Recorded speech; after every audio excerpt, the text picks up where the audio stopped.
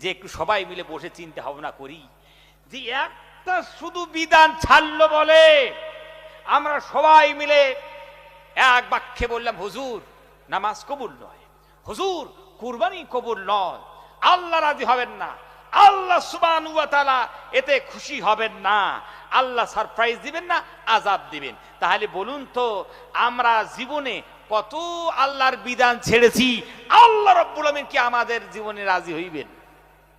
জোরে কোন আমাদের আল্লাহ সুবহানাহু ওয়া তাআলা জীবনে কি খুশি হইবেন? এখন বলে আমাদের জীবনে আমরা কি সারপ্রাইজ পাবো না আযাব পাবো? এখন গোটা বিশ্বব্যাপী আমরা শুধু মার খাই, এটা আল্লাহর আযাব ছাড়া কিছু না, ঠিক কি না? গোটা বিশ্বব্যাপী এটাই আমার বলার কথা ছিল। আসলেই দোষ করেছি আমরা, অপরাধ করেছি আমরা। প্যার হাজিরিন, গোটা বিশ্বব্যাপী আমরা শুধু মার খাই, গোটা বিশ্বব্যাপী। একটাই কারণ, মুসলমানরা নিজের কৃষ্টি কালচার ছেড়ে দিয়েছে, ঠিক কিনা জোরে কোন?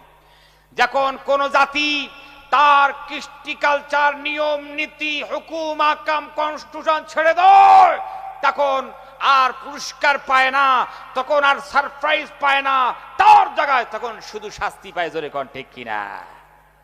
প্যারে হাজিরিন, তখন তো শাস্তি পাইবি। মানুষের ভিতর থেকে ওই ব্যক্তিদের মহব্বত গুলো বার হয়ে যায়। জোরে কোন ঠিক কিনা? মহব্বত গুলো বার হয় যে আসলে এটা মুজরিম মানুষ, যেই কাজের জন্য তোমাকে নিয়োগ করা হলো সেই কাজ করো না, মুজরিম, অপরাধ।